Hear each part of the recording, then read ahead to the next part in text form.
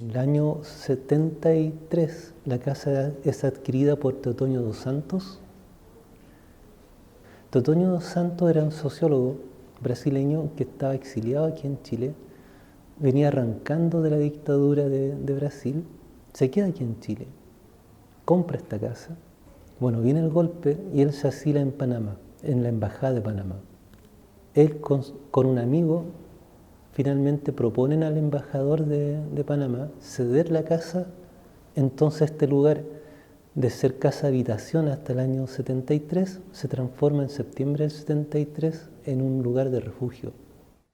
Esta casa termina su rol como espacio diplomático aproximadamente en marzo-abril de 1974 y a ojos vistas queda como abandonada.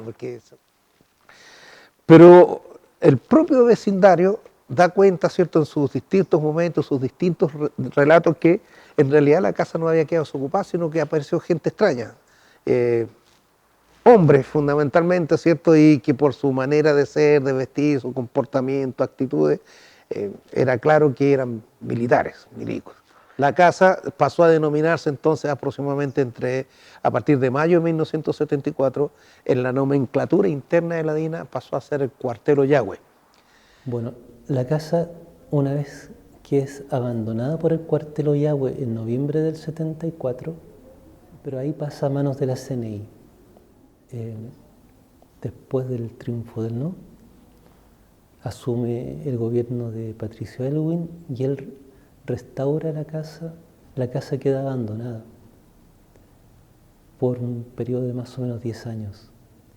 Al mismo tiempo surge un movimiento de rescatar la casa como un sitio histórico y a puertas de la declaratoria como monumento histórico, el dueño, el empresario Pablo Rochet,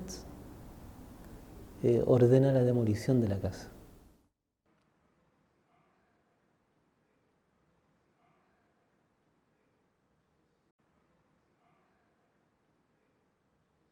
La recuperación de este sitio de memoria fue posible gracias a que los vecinos y vecinas se organizaron y formaron un comité de recuperación del cuartel Ollagüe.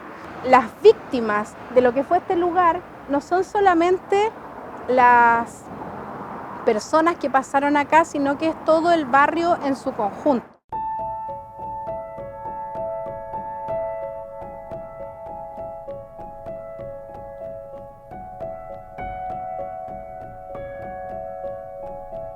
Se ingresaba por este lugar, se estacionaban, ¿cierto?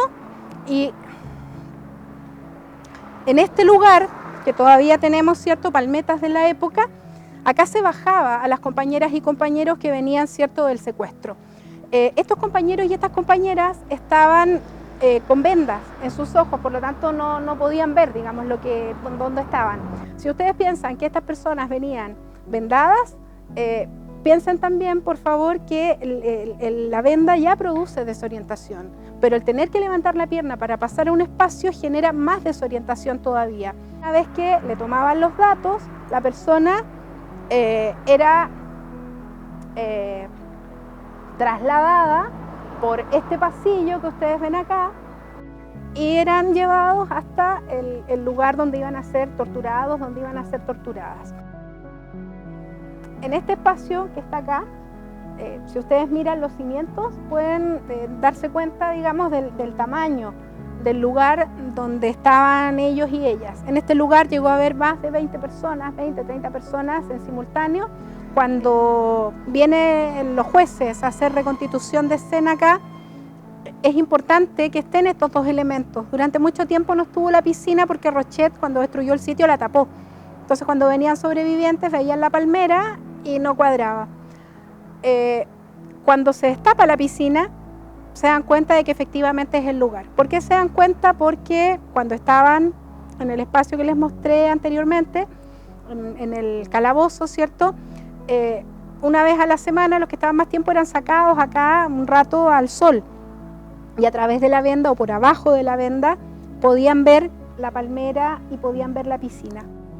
Nosotros aquí creemos que es una responsabilidad del Estado generar todas las condiciones para que los sitios de memoria, los sitios de conciencia, ¿ya? Todo esto que está ligado a lo que fue la vulneración, la violación de los derechos humanos de parte de la dictadura cívico-militar, sea una responsabilidad del Estado mantenerlo, sostenerlo. El Estado ha tenido una relación reactiva frente al sitio, no ha tenido una relación proactiva.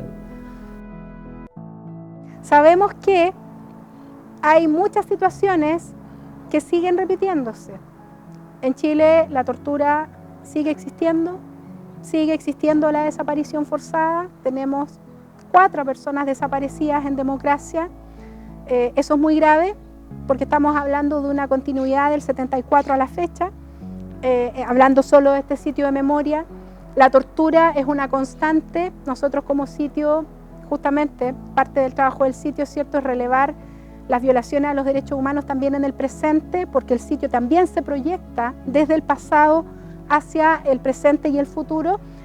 Y nosotros en particular hemos sido testigos de que el Estado en Chile tortura a estudiantes en el contexto de protesta social, tortura a mapuches, ¿cierto?, tortura a la pobreza, tortura a los delincuentes, que también son presos políticos de un sistema, ¿cierto?, porque la tortura no ha pasado en Chile y los perpetradores se siguen formando en la Escuela de las Américas. Si uno ve, ¿cierto?, a mi espalda, lo que llamamos el memorial, ¿cierto?, es cuál fue el sentido de organizarse, cuál fue el sentido de movilizarse, cuál fue el sentido de su lucha, que no fueran los derechos. Así tal, simplemente, todavía en esos años 60, 70 no se hablaba de derechos humanos, pero sin dudas toda la organización, la movilización, la lucha, los objetivos, era conquista de derechos, conquista del derecho a la vivienda, al trabajo, al salario digno, a la educación, a la salud, etcétera, etcétera. Hoy los conocemos con el nombre de derechos humanos. Entonces, esta Casa Memoria, en términos de memoria, eso es el espacio vivo, dinámico, ¿cierto?, que implica cómo hoy vemos afectados, vulnerados y, en el peor de los casos, violentados, violados nuestros derechos como personas.